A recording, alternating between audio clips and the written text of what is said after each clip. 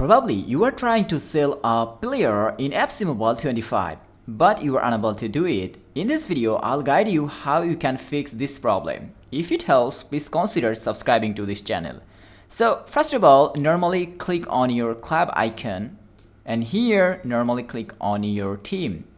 And in the team, for example, I want to sell this Son, and I'm gonna swipe him first with a player, this one.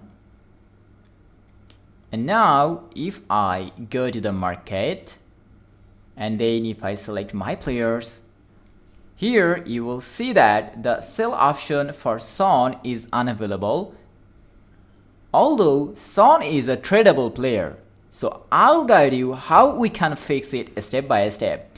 So alright guys, let's do it. So go to your team again, choose your team, and normally you have to click on this my team option, and here you will see another lineup for your team.